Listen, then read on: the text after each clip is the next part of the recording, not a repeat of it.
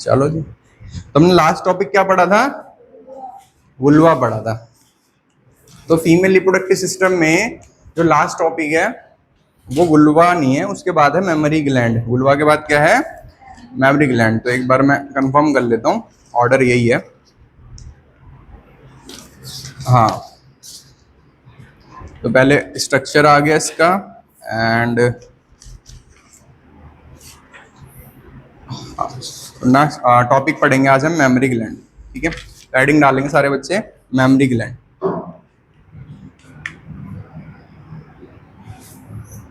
कोई होमवर्क दिया था क्या सर? होमवर्क तो कुछ मिलता ही नहीं। मेमोरी ग्लैंड, ठीक है। तो मेमोरी ग्लैंड की डेफिनेशन क्या होती है? मॉडिफाइड स्वेट ग्लैंड होती है। तो क्या होती है?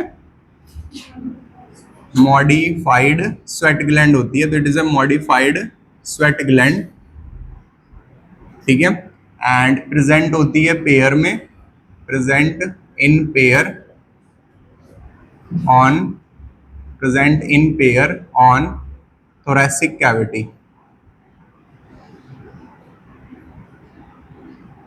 thoracic wall, ठीक है। तो मेमोरी ग्लैंड जो होती है वो पेयर में होती है, प्रेजेंट होती है on thoracic wall। Next, memory gland जो होती है वो बनी हुई होती है दो चीजों से, एक होता है फैट और एक होता है ग्लैंडुलर टिश्यू। तो इसको हम डायग्राम से समझेंगे। यहाँ पे लिखेंगे it is made up of, it is made up of, it is made up of fat. तो ये बनी हुई होती है फैट से प्लस ग्लैंडुलर टिश्यू से। तो it is made up of fat and glandular tissue. It is made up of fat and glandular tissue, fat and glandular tissue. तो जरा इस चीज को समझो। तो यहाँ पे क्या होता है? ये मेमोरी ग्लैंड है, ठीक है। अपर पार्ट हो गया, लोअर पार्ट हो गया, ठीक है। मेमोरी ग्लैंड के अंदर सबसे पहला वर्ड क्या लिखा हुआ है नोट्स में? फैट। क्या लिखा हुआ है? तो ये बना दिया फैट, ठीक है भाई, फैट। मेमोरी ग्लैंड में बना दिया फैट। तो ये हो गया फैट। और दूसरा क्या होता है इसके अंदर? Glandular tissue. तो ग्लैंडुलर टिश्यू समझते हैं। तो मेमोरी ग्लैंड के अंदर बहुत सारी लोब्स होती हैं। क्या होती हैं? लोब्स होती हैं। इन्हें कहते हैं मेमोरी लोब्स। क्या कहते हैं? मेमोरी लोब्स कहते हैं। कैसे लेट हो गए भाई? वैसे ऑलरेडी लेट स्टार्ट करा हमने। बता दो रीजन कैसे लेट हो गए। अच्छा, तो यहाँ पे 15 से 20 क्या होती हैं? Memory lobes. तो मेमोरी ग्लैंड्स के अंदर क्या पाई जाती हैं? मेमोरी लोब्स पाई जाती हैं। ये होती हैं 15 से 20। कितनी होती हैं? 15 से 20 मेमोरी लोब्स होती हैं। अभी जो मेमोरी लोब्स होती हैं, इन मेमोरी लोब्स के अंदर होती है एल्वियोलाई जो प्रोड्यूस करती है मिल्क। तो इसके अंदर होती है एल्वियोलाई जो प्रोड्यूस करती है मिल्क, इसके अंदर होती है एल्वियोलाई जो प्रोड्यूस करती है मिल्क। तो यहाँ पे मेमोरी लोब्स के अंदर होता है स्ट्रक्चर जिसका नाम होता है एल्वियोलाई, और एल्वियोलाई का काम होता है मिल्क प्रोडक्शन। तो एल्वियोलाई का काम होता है मिल्क प्रोडक्शन। तो ये वो जो लंग्स वाली एल्वियोलाई होती है उससे अलग होता है, ठीक है। तो इसका काम होता है मिल्क प्रोडक्शन, ठीक है। मिल्क प्रोड्यूस करने के बाद जो एल्वियोलाई होती है उसे कहाँ भेजती है भाई? कहाँ भेजती है गौरव? मिल्क प्रोड्यूस हो गया एल्वियोलाई में, कहाँ जाएगा अब? इसमें मेमोरी टिब्यूल में। किसमें जाएगा? मेमोरी टिब्यूल में। तो यहाँ पे अगला स्ट्रक्चर क्या आ जाता है? मेमोरी टिब्यूल, मेमोरी टिब्यूल, ठीक है भाई। अब देखो, जैसे इस वाली एल्वियोलाई ने मेमोरी टिब्यूल में डाला, इसने भी किसमें डाला होगा? मेमोरी टिब्यूल में। इसने भी किसमें डाला होगा? मेमोरी टिब्यूल में। इसने भी किसमें डाला होगा? मेमोरी टिब्यूल में। और इसने भी किसमें डाला होगा?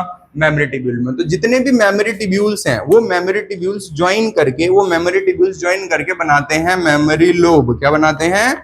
मेमोरी लोब बनाते हैं, ठीक है। तो यहाँ पे जितने भी मेमोरी टिब्यूल्स होते हैं वो मिलके बनाते हैं मेमोरी, सॉरी डक्ट। लोब तो बता दी क्या बनाते हैं? मेमोरी डक्ट बनाते हैं। तो दोबारा बता रहा हूँ क्या क्या बताया मैंने बताया ये बना होता है फैट से। इधर ध्यान दो एक बार, मेमोरी ग्लैंड बना होता है फैट से और ग्लैंडुलर टिश्यू से। फैट क्या होता है? ये साइड साइड में जो फैटी पार्ट होता है उसे कहते हैं फैट। ग्लैंडुलर टिश्यू क्या होता है? तो ग्लैंडुलर टिश्यू में सबसे पहले आता है मेमोरी लोब। मेमोरी लोब कितनी होती है? 15 से 20। अब जो मेमोरी लोब होती है, इस मेमोरी लोब के बाद अंदर होती है एल्वियोलाई। एल्वियोलाई क्या प्रोड्यूस करती हैं? मिल्क। क्या प्रोड्यूस करती है? मिल्क। मिल्क किसके अंदर आ गया? मेमोरी टिब्यूल में। इसमें आ गया मेमोरी टिब्यूल में। जितनी भी मेमोरी टिब्यूल होती हैं, जितनी मेमोरी टिब्यूल होती हैं वो ज्वाइन करके बनाती है मेमोरी डक्ट। क्या बनाती हैं? Memory duct. तो मतलब जितनी भी टिब्यूल्स होती हैं वो सारा मिल्क कहाँ ले जाके रिलीज कर देती हैं? मेमोरी डक्ट में। किसमें रिलीज कर देती हैं? Memory duct. मेमोरी डक्ट का जो चौड़ा हिस्सा होता है उसका नाम होता है एम्प्यूला। क्या नाम होता है? एम्प्यूला। इसके अंदर मिल्क आके स्टोर हो जाता है। तो यहाँ पे एम्प्यूला होता है, उसमें मिल्क आके स्टोर हो जाता है। तो यहाँ पे मिल्क क्या हो जाता है? स्टोर हो जाता है, तो इसमें मिल्क आके स्टोर हो जाता है, तो मिल्क यहाँ पे आके स्टोर हो जाता है। अब जो मिल्क होता है जब चाइल्ड सकआउट करता है तो वो चला जाता है लैक्टिफेरस डक्ट में, तो यहाँ पे एक और पाइप शुरू हो जाती है, उसका नाम होता है लैक्टिफेरस डक्ट, लैक्टिफेरस डक्ट, ठीक है, लैक्टिफेरस डक्ट। और ये लैक्टिफेरस डक्ट जो होती है जाके कनेक्ट हो जाती है निपल में, ठीक है, तो यहाँ पे लास्ट पॉइंट आ जाता है निपल, तो यहाँ पे जाके कनेक्ट हो जाती है निपल में, तो ये हो गया यहाँ पे लास्ट पार्ट निपल। तो यहाँ पे मैंने क्या क्या बताया दोबारा बता रहा हूँ, ध्यान दो, यहाँ पे मैंने क्या क्या बताया। मैंने बताया सबसे पहले होती है मेमोरी लोब, सबसे पहले होती है मेमोरी लोब। मेमोरी लोब के बाद मिल्क कहाँ बनता है, इसके अंदर एल्वोलाई से, एल्वोलाई से कहाँ बन जाएगा मिल्क, ट्यूब्यूल में, मेमोरी ट्यूब्यूल से इसका वाइड एरिया, वहां पे मिल्क क्या होगा, लैक्टिफेरस डक्ट, और लास्ट में निपल, यहाँ से मिल्क सकआउट हो जाएगा बाय चाइल्ड, ठीक है। तो यहाँ पे सी के बाद आ गया डी, फिर आ गया ई, फिर आ गया एफ, उसके बाद आ गया जी, तो इस तरीके से चलता है ऑर्डर, ठीक है। तो यहाँ पे ये जो दो चीजें होती हैं फैट और ग्लैंडुलर टिश्यू, तो ये तो तुम्हारा ग्लैंडुलर टिश्यू हो गया जो मैंने बताया, और ये ऊपर वाला क्या हो गया, फैट। तो ये जो गोल गोल है इनको एरो लगा के लिख दो, ये क्या हो गए, फैट, ठीक है भाई, fat and glandular tissue. NCERT में कुछ और भी दो चीजें बना रखी हैं कि इसके पीछे मसल होती है, ठीक है, जिसके ऊपर ये अटैच होता है, उस मसल का नाम होता है पेक्टोरेलिस मेजर, पेक्टोरेलिस मेजर, ठीक है, तो उस मसल का नाम होता है पेक्टोरेलिस मेजर, ठीक है। और इसके पीछे रिप्स होती हैं, इसके पीछे क्या होती हैं, रिप्स, ये रिप्स होंगी इसके पीछे। तो ये बनाने का इतना कोई पर्पज नहीं है रिप्स और पेक्टोरेलिस मेजर, बस बता दिया मैंने कि ये ऐसा होता है, ठीक है। तो एक बार जल्दी से सारे बच्चे बना लो और नाम मुझे सुना दो। एरियोला क्या होता है, जो निपल होता है उसके अराउंड एक ब्लैक एरिया होता है, ठीक है, तो निपल के अराउंड एक ब्लैक एरिया होता है, उसका नाम होता है एरियोला, एरियोला। और एरियोला जो होता है, ये जो होता है एरियोला, ये प्रोड्यूस करता है ऑयल, ये प्रोड्यूस करता है ऑयल, ठीक है, प्रिवेंट करता है ड्राइनेस, किसको प्रिवेंट करता है, ड्राइनेस को प्रिवेंट करता है, ड्राइनेस को, ठीक है। जो चाइल्ड होता है और ये एनलार्ज हो जाता है ड्यूरिंग, ये एनलार्ज हो जाता है ड्यूरिंग प्रेगनेंसी, ठीक है, तो ये लार्ज हो जाता है थोड़ा, ठीक है, एनलार्ज हो जाता है ड्यूरिंग प्रेगनेंसी। तो जब चाइल्ड जो होता है वो बार बार मिल्क सकआउट करता है तो ये एरिया ड्राई हो जाता है, ठीक है, तो उसे ड्राइनेस से बचाने के लिए, ड्राई हो जाएगा तो फट जाएगी स्किन, तो ड्राइनेस से बचाने के लिए कौन होता है, एरियोला होता है, जो ऑयल प्रोड्यूस करता है, प्रिवेंट करता है ड्राइनेस, एनलार्ज हो जाता है ड्यूरिंग प्रेगनेंसी। तो ये हो गया एरियोला के बारे में। और ये डार्क कलर एरिया होता है अराउंड निपल, तो ये भी लिख लो, इसकी डेफिनेशन ही क्या होता है, dark colour area around nipple,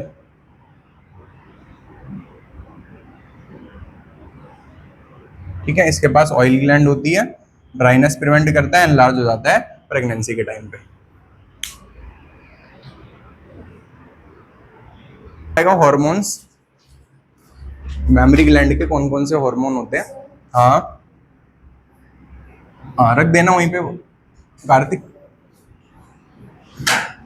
आया समझ में ये थोड़ा बहुत, ठीक है। तो ये जब साथ में रहता है ना, फॉर एग्जांपल तुमने ऐसा कुछ बना रखा है, तो उस पेज को अगर साथ में रखो या कॉपी को साथ में रखो तो तुम्हें वो पूरा चैप्टर ऑटोमेटिकली याद रहेगा, ठीक है, बार बार देखते रहोगे। तो इसको मैं कहता हूँ बनाया करो। चलो जी, यहाँ पे ध्यान दो, hormones of memory gland, hormones of memory gland.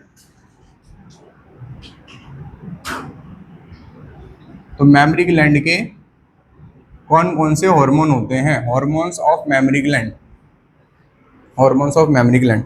तो पहला हार्मोन होता है प्रोलैक्टिन, प्रोलैक्टिन, इसके बारे में हमने 11th में भी पढ़ा था, ठीक है, पीआरएल कहते हैं इसे। तो प्रोलैक्टिन जो होता है वो प्रोड्यूस करती है, it is produce by anterior, anterior pituitary gland, it is produce by anterior pituitary gland. इसका फंक्शन क्या होता है प्रोलैक्टिन का, तो ये मिल्क प्रोड्यूसिंग हार्मोन होता है, मिल्क प्रोडक्शन, तो मिल्क प्रोड्यूस करवाता है या फॉर्म करवाता है, क्या, it's level remain high, it's level remain high for 6 month, ठीक है, तो इसका जो लेवल होता है वो 6 महीने तक हाई रहता है आफ्टर डिलीवरी, आफ्टर पार्चुरेशन, ठीक है। तो इसका लेवल जो होता है वो 6 महीने तक हाई रहता है, जो एक्ट करता है, which act as natural contraceptive, which act as natural contraceptive. This is called lactational amenorrhea. This is called lactational amenorrhea. Lactational amenorrhea.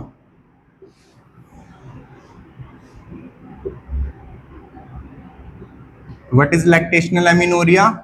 Prolactin की वजह से 6 महीने तक नई मैस्चुरेशन नहीं आती है, ठीक है, तो उसे क्या कहा जाता है, लैक्टेशनल एमिनोरिया, और इसकी उस टाइम पे अगर क्वाइटस होता है तो वो सेफ रहता है, ठीक है।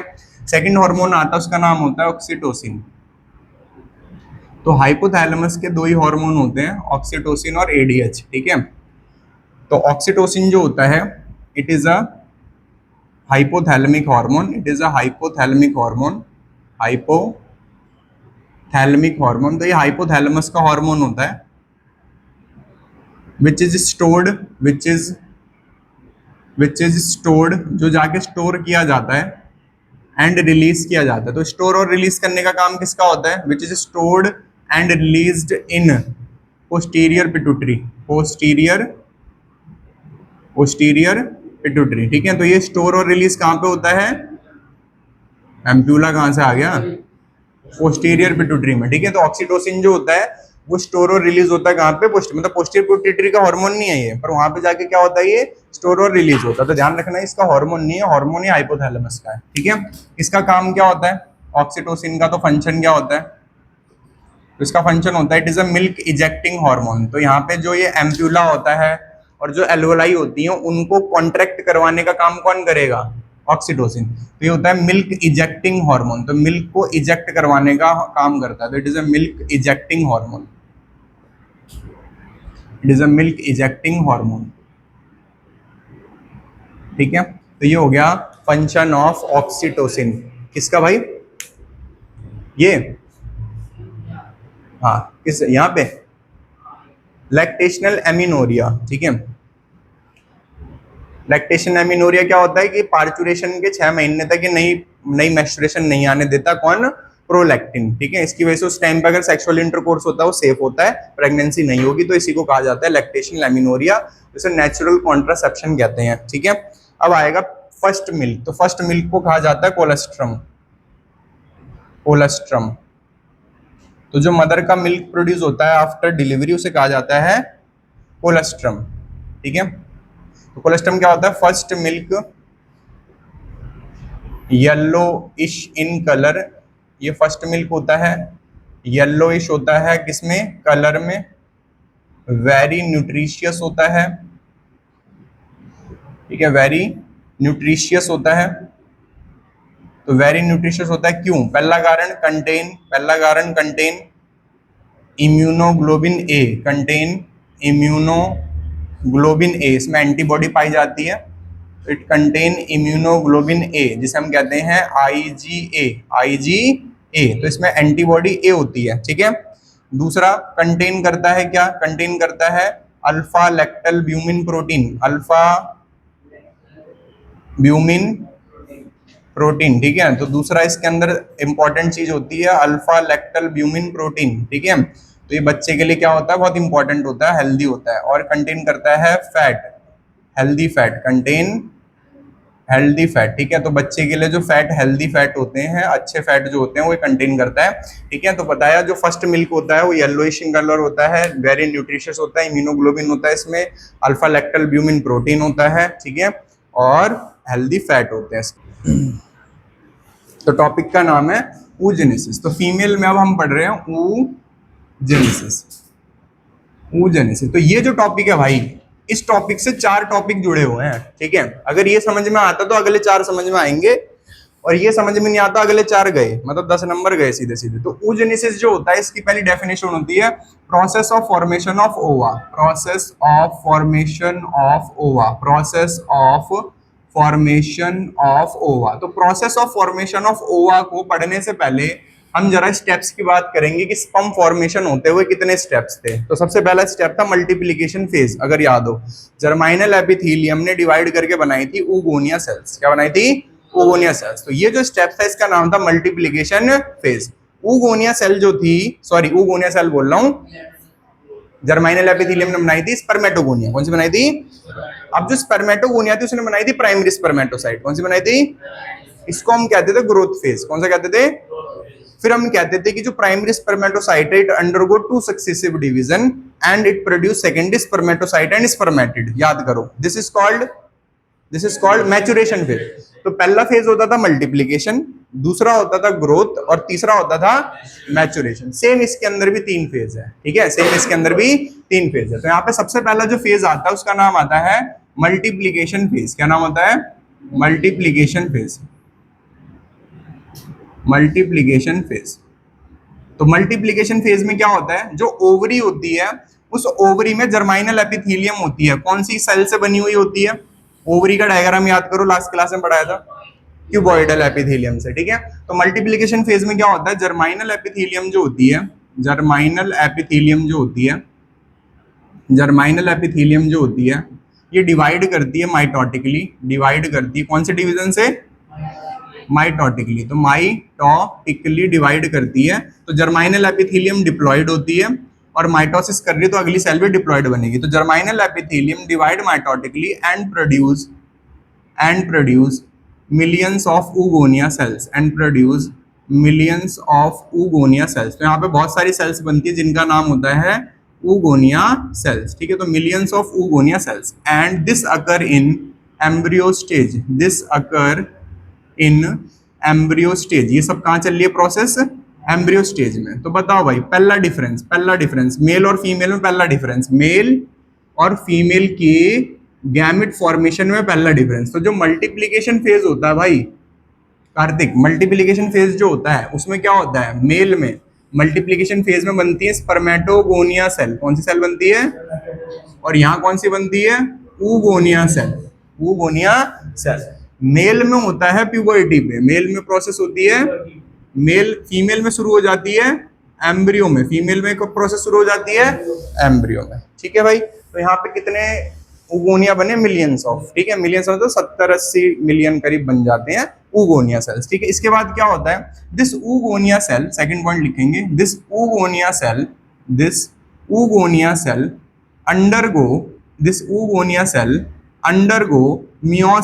Undergo meiosis. तो ये जाती है मियोसिस में, पर अरेस्ट हो जाती है, get arrested at prophase 1 and get arrested at prophase 1। तो ये मियोसिस में जाती है और अरेस्ट हो जाती है प्रोफेज 1 पे। तो इसको डायग्राम से समझते हैं। तो क्या हुआ भाई, यहाँ पे ध्यान दो, यहाँ पे कौन सी लेयर है? जर्माइनल एपिथेलियम, ठीक है भाई। जर्माइनल एपिथेलियम ने क्या बनाई? oogonia cell. oogonia सेल किस में गई? मियोसिस में। किस में गई? और क्या हो गई? अरेस्ट। क्या हो गई? अरेस्ट। डायग्राम समझ में आया? जर्माइनल एपिथेलियम ने oogonia सेल बनाई, oogonia सेल मियोसिस में गई और कहाँ हो गई? अरेस्ट। तो कहाँ अरेस्ट हुई है? प्रोफेज 1 में। तो प्रोफेज 1 से पहले जो चीजें होंगी वो तो करी होगी इसने, मियोसिस नहीं पूरी हुई पर प्रोफेज 1 से पहले वाली चीजें तो करी होंगी, इंटरफेस तो पूरा करा होगा। It oogonia cell undergo meiosis and arrest at prophase 1, ठीक है। अब इसका नाम चेंज हो जाता है, नाउ इट इज कॉल्ड, तो ये जो है सेल, ये जो सेल जो है oogonia, इसका नाम चेंज हो जाता है। तो now it is called primary oocyte। इसका नाम क्या पड़ जाता है? Primary oocyte। तो now it is called primary oocyte। तो प्राइमरी oocyte जो होता है ये तो यहीं फंस गया। क्यों फंस गया? क्योंकि कहाँ रेस्ट हो चुका है? प्रोफेज 1 में। तो ये जो सेल है तुम्हारे सामने भाई कार्तिक, इस सेल का नाम क्या पड़ गया? Primary oocyte। बताओ समझ में आ रहा है सबको? ठीक है। अब प्राइमरी oocyte के ऊपर क्या होता है? दिस प्राइमरी oocyte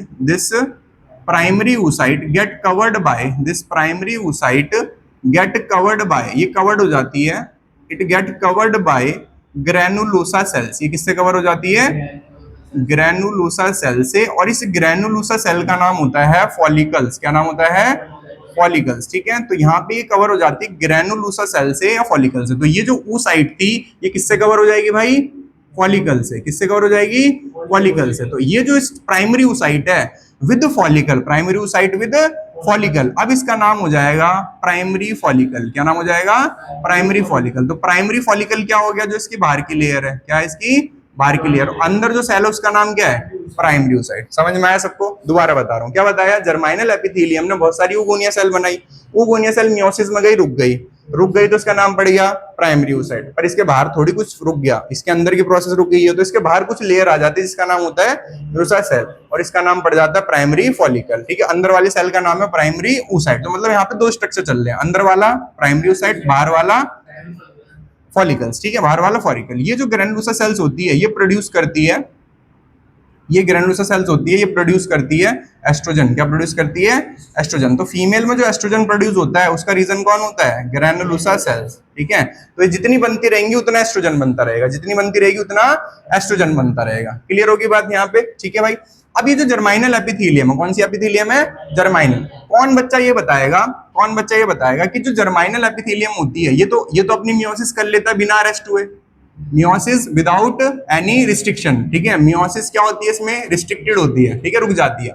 अब यहाँ पे जरा ध्यान दो, इसमें क्या होता था मेल में, जो ये जर्माइनल एपिथेलियम होती थी, कौन सी, इस पे कौन सा हार्मोन काम करता था, एफएसएच। कौन काम करता था, और एलएच। कौन काम करता था, जर्माइनल एपिथेलियम पे काम करता था, बनती थी ओगोनिया और सर्टोली सेल।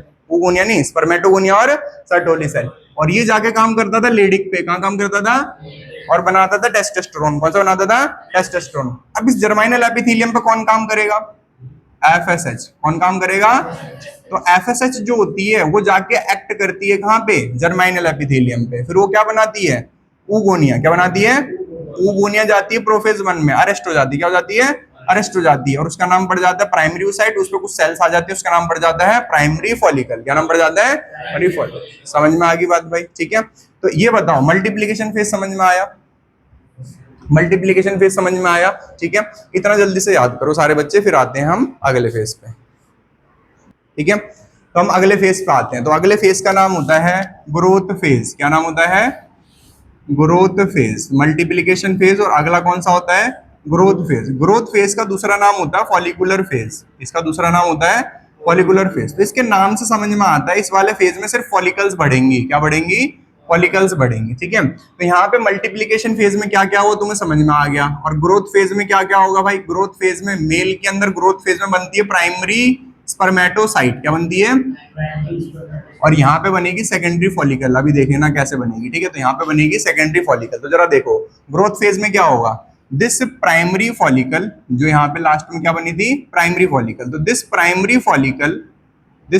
फॉलिकल, तो ये तुम्हारे सामने मैंने बना दी प्राइमरी फॉलिकल। ठीक है, तो this primary follicle get covered by more layer of granulosa cell. इसके ऊपर और लेयर किसकी आ जाती है भाई, सेल्स की। तो it is covered by more layer of granulosa cells. ठीक है, and new theca will form, मतलब नई लेयर बन जाती है इसके ऊपर। तो न्यू थीका विल फॉर्म, तो इसके ऊपर नई थीका बन जाती है। Now it is called secondary follicle, और इसका नाम क्या हो जाता है, सेकेंडरी फॉलिकल। तो प्राइमरी फॉलिकल और सेकेंडरी फॉलिकल में किस चीज का डिफरेंस होता है, साइज का। ठीक है भाई, तो इसके ऊपर और लेयर किसकी आ गई, ग्रैनुलोसा सेल की। और लेयर किसकी आ गई आकृति, ग्रैनुलोसा सेल की। तो प्राइमरी फॉलिकल से इसका नाम क्या हो गया, सेकेंडरी फॉलिकल। तो ये हो गया फॉलिकुलर फेज खत्म। इतना ही था इसमें, बताओ समझ में आया? ठीक है, फॉलिकुलर फेज में इतना ही था कि जो फॉलिकुलर थी इसमें। अब बताओ सारे बच्चे आंसर दो यहाँ पे, तुम बताओ सना, जो ये सेंटर में सेल है इसका क्या नाम है, oocyte। ठीक है, इसके सेंटर में जो सेल है उसका नाम क्या है, oocyte। तो अभी प्राइमरी oocyte ही है। ठीक है, बस उसके बाहर वाली लेयर बढ़ती जा रही। बताओ एस्ट्रोजन का लेवल यहाँ पे क्या रहा होगा, कम, क्योंकि यहाँ एक लेयर थी। और यहाँ पे एस्ट्रोजन का लेवल क्या कर गया होगा, ज्यादा, क्योंकि यहाँ पे एक से ज्यादा लेयर है। क्लियर है भाई? इतना लिखो जल्दी से, फिर अगली स्टेज पे आते हैं। तो अगली स्टेज कौन सी आएगी, मैचुरेशन फेज। कौन सा आएगा, मैचुरेशन फेज।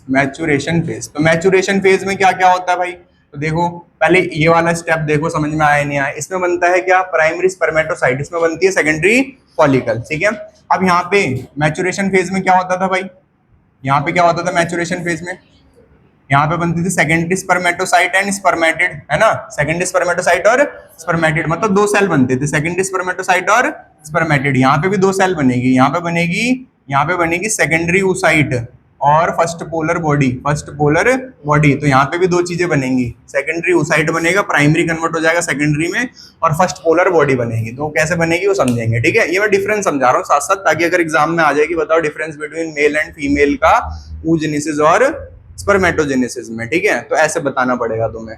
आगे बढ़े भाई, आ रहा है यहाँ तक समझ में क्या क्या हुआ। जर्माइनल एपिथेलियम ने यूगोनिया बनाई, यूगोनिया मियोसिस में अटक गई, उसके ऊपर फॉलिकल्स आ गई, प्राइमरी फॉलिकल, प्राइमरी फॉलिकल पे और फॉलिकल आ गए, सेकेंडरी फॉलिकल। दो फेज खत्म, मल्टीप्लिकेशन खत्म, ग्रोथ खत्म। मैचुरेशन फेज, मैचुरेशन फेज ये कब शुरू हुआ था भाई? एम्ब्रियो में। कब शुरू हुआ था? ठीक है। अब यहाँ पे फीमेल जो है वो कब आ गई? प्यूबर्टी में। कब आ गई है? तो ये चलता है ड्यूरिंग प्यूबर्टी। कब चलता है भाई? During puberty. तो मैचुरेशन फेज चलता है ड्यूरिंग प्यूबर्टी, उससे पहले ये सभी चलता रहता है, सेकेंडरी फॉलिकल चलता रहता है, ठीक है। तो ड्यूरिंग प्यूबर्टी क्या होता है? तो ड्यूरिंग प्यूबर्टी क्या होता है, सबसे पहले लिखेंगे जो प्राइमरी oocyte होता है, ठीक है। ड्यूरिंग प्यूबर्टी क्या होता है? प्राइमरी oocyte जो होता है वो कंप्लीट करता है मियोसिस 1, कंप्लीट इट्स मियोसिस 1। तो ये एंट्रेंस का सीबीएसई का बहुत इंपॉर्टेंट क्वेश्चन है कि प्राइमरी oocyte की मियोसिस 1 कब कंप्लीट होती है? प्यूबर्टी में, ठीक है।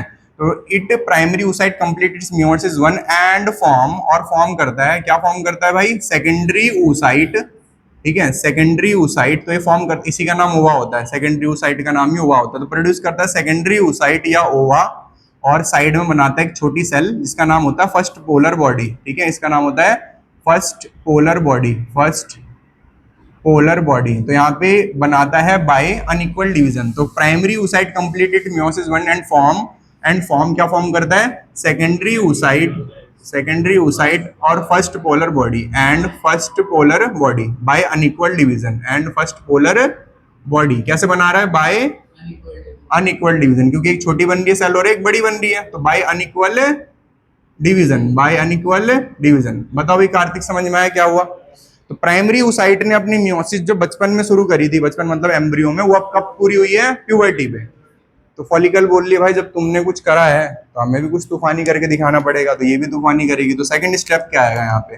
तो जो सेकेंडरी फॉलिकल है ये बोल लिया कि देखो मैं कुछ करके दिखाती हूँ। तो secondary follicle divide, secondary follicle develop a fluid filled cavity, develop a fluid filled cavity called antrum, fluid filled cavity called cavity called antrum. तो ये अपने अंदर डेवलप करती है एक फ्लूइड फिल्ड कैविटी जिसका नाम होता है एंट्रम, ठीक है। तो यहाँ पे देखो कैसे डेवलप होगा। तो देखो यहाँ पे ये जो है oocyte और पोलर बॉडी, ये किसके अंदर आ गई? फॉलिकल्स में। किसमें आ गई? फॉलिकल्स में। फॉलिकल्स ने अपने अंदर क्या डेवलप करी भाई? फ्लूइड फिल्ड कैविटी जिसका नाम क्या था? एंट्रम। क्या नाम था? एंट्रम, ठीक है भाई। तो इससे पहले थी सेकेंडरी फॉलिकल। इससे पहले कौन थी? Secondary follicle. सेकेंडरी फॉलिकल पे, फॉलिकल में कोई फ्लूइड फिल्ड कैविटी थी नहीं। सेकेंडरी फॉलिकल ने अब क्या बना दी? Tertiary follicle. अब इसका नाम क्या पड़ गया? टर्शरी फॉलिकल नाम पड़ गया। क्या नाम पड़ गया? टर्शरी फॉलिकल नाम पड़ गया। तो प्राइमरी, सेकेंडरी और टर्शरी फॉलिकल में किस चीज का डिफरेंस होता है? फ्लूइड फिल्ड कैविटी का, जिसका नाम क्या होता है? एंट्रम। तो ये टर्शरी, तो टर्शरी यहाँ नहीं बनती, टर्शरी कहाँ बनती है? मैचुरेशन में। कहाँ बनती है? मैचुरेशन में। तो मैचुरेशन फेज में दो चीजें होती हैं, प्यूबर्टी में दो चीजें होती हैं, प्राइमरी oocyte बनता है सेकेंडरी oocyte में, और सेकेंडरी फॉलिकल डेवलप हो जाती है फ्लूइड फिल्ड कैविटी में, जिसे हम कहते हैं antrum. Now it is called tertiary follicle, now it is called, अब इसका नाम क्या पड़ जाता है?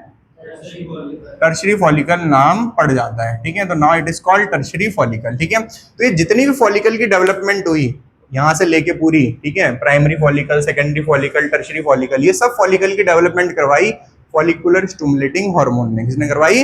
उसका नाम ही यही है, ठीक है, फॉलिकुलर स्टिमुलेटिंग हार्मोन ने कराई। यहाँ तक समझ में आया सबको? यहाँ तक समझ में आया भाई सबको? ठीक है, कोई डाउट तो नहीं यहाँ तक? ठीक है। अब यहाँ पे जो सेकेंडरी oocyte है, कौन है भाई? सेकेंडरी oocyte है, इसके बारे में देखते हैं, ठीक है। पहले इसको अगले पॉइंट को लिखते हैं। तो ये जो टर्शरी फॉलिकल है, ये टर्शरी फॉलिकल ग्रो हो जाएगी। क्या हो जाएगी? ग्रो हो जाएगी, अपना साइज बड़ा कर लेगी। अपना साइज क्या कर लेगी? तो ये क्या हो गई? सेकेंडरी oocyte, ये हो गया फर्स्ट पोलर बॉडी, और ये आ गई फॉलिकल्स, ठीक है भाई। और ये फॉलिकल्स के अंदर की कैविटी। तो टर्शरी फॉलिकल में और इस वाले डायग्राम में किस चीज का डिफरेंस है? साइज का। किसका डिफरेंस है? साइज का। तो इसका नाम पड़ता है मैच्योर ग्राफियन फॉलिकल। क्या नाम पड़ता है? Mature Graafian follicle. तो यहाँ पे क्या लिखेंगे? Now secondary follicle grow into, secondary follicle grow हो जाती है इनटू मैच्योर ग्राफियन फॉलिकल। तो सेकेंडरी फॉलिकल डेवलप हो जाती है इनटू मैच्योर से, हाँ, टर्शरी फॉलिकल डेवलप हो जाती है इनटू मैच्योर ग्राफियन फॉलिकल में। ठीक है, किसमें डेवलप हो जाती है? मैच्योर ग्राफियन फॉलिकल में। तो डेवलप हो जाती है मैच्योर ग्राफियन फॉलिकल में। ठीक है भाई, this mature Graafian follicle rupture, ये रप्चर हो जाती है। This mature Graafian follicle, this mature Graafian follicle, direct लिखते हैं into mature Graafian follicle. Mature Graafian follicle क्या हो जाती है? रप्चर हो जाती है। ठीक है, बाय ओवुलेशन। कौन सी प्रोसेस से? बाय ओवुलेशन से। तो ये रप्चर हो जाती है by ovulation, caused by LH hormone, caused by LH hormone. तो इसको कौन करवाता है? एलएच। ठीक है, कौन करवाता है? एलएच हार्मोन करवाता है। ठीक है, caused by LH and released, और क्या रिलीज कर देता है भाई? और रिलीज कर देता है ओवा। ठीक है, और रिलीज कर देता है ओवा। ठीक है, तो यहाँ पे सारे बच्चे ध्यान दो, क्या हुआ अगली स्टेज में? मैच्योर ग्राफियन फॉलिकल फट गया। क्या कर गया? फट गया। फट गया, फटने के बाद इसने क्या रिलीज करा अपने अंदर से? ओवा। ठीक है, आकृति समझ में आया? This is called ovulation, this is called. इस प्रोसेस को करवाया किसने? एलएच हार्मोन ने। किसने करवाया? एलएच हार्मोन ने, ल्यूटिनाइजिंग हार्मोन ने करवाया ओवुलेशन। ल्यूटिनाइजिंग हार्मोन ने क्या करवाया? ओवुलेशन करवाया। अब ये जो आउटर लेयर है, ये जो आउटर लेयर है, ये बदल जाती है एक स्ट्रक्चर में जिसका नाम होता है कॉर्पस लूटियम। क्या नाम होता है? Corpus luteum. दोबारा समझा रहा हूं जिसको नहीं समझ में आया। सेकेंडरी फॉलिकल तो सबको समझ में आया। इसने अपने अंदर डेवलप करी फुल फ्लिड कैविटी, जिसका नाम था, इसका नाम पड़ गया टर्शरी फॉलिकल। सेम टाइम पे प्राइमरी oocyte बदल गया सेकेंडरी oocyte में बाय कंप्लीटिंग मियोसिस 1। क्लियर है? टर्शरी फॉलिकल ने अपना साइज ग्रो करा, नाम पड़ गया मैच्योर ग्राफियन, ये फट गया। इसे कहते हैं ओवुलेशन। क्या कहते हैं? किस हार्मोन ने करवाया? एलएच ने। तो एफएसएच का फंक्शन समझ में आ गया, एलएच का फंक्शन समझ में आ गया। एलएच ने सारी फॉलिकल को डेवलप करवाया, एलएच ने फॉलिकल को ब्रेक करवाया। ठीक है, इसके अंदर से क्या निकल गया? ओवा। ठीक है, अब ये जो ओवा है या सेकेंडरी oocyte है, ठीक है, इसके बाहर की जो लेयर थी, ये बाहर की लेयर बदल गई कॉर्पस लूटियम में। किसमें बदल गई? ये बनाएगा प्रोजेस्टेरोन हार्मोन। कौन सा हार्मोन बनाएगा? प्रोजेस्टेरोन। तो कॉर्पस लूटियम बनाएगा प्रोजेस्टेरोन। तो आप लिखेंगे यहाँ पे क्या हुआ?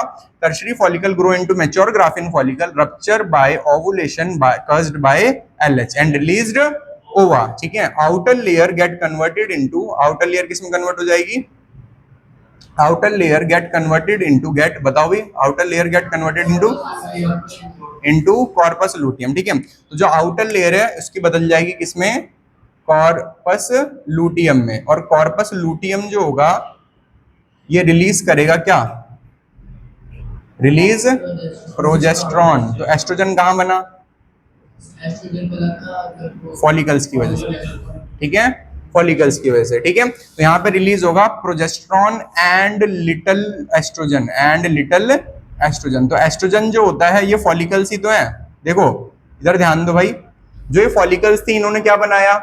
ओवुलेशन से पहले एस्ट्रोजन, ओवुलेशन के बाद क्या बनवाया? और थोड़ा बहुत एस्ट्रोजन। ठीक है, लिटिल एस्ट्रोजन। अब यहाँ पे किसकी बारी आई? अब बारी आई ओवा की। किसकी बारी आई?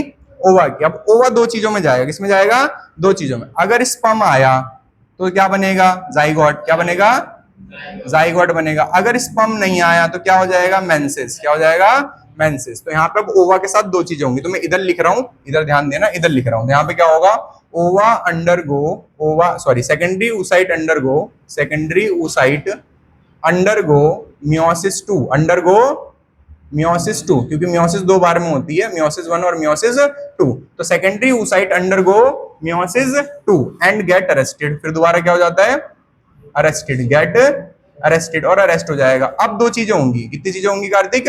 दो चीजें। अगर इफ स्पर्म पेनिट्रेट, अगर कौन पेनिट्रेट करेगा? इफ स्पर्म पेनिट्रेट, अगर स्पर्म ने पेनिट्रेट करा, इफ स्पर्म पेनिट्रेट, तो क्या बनेगा? M2 कंप्लीट हो जाएगी। M2 क्या हो जाएगी? कंप्लीट हो जाएगी। तो ये जो अरेस्ट थी ये क्या हो जाएगी? कंप्लीट हो जाएगी और जाइगोट फॉर्म हो जाएगा। क्या बन जाएगा भाई? जाइगोट फॉर्म हो जाएगा। बताओ समझ में आया क्या हुआ?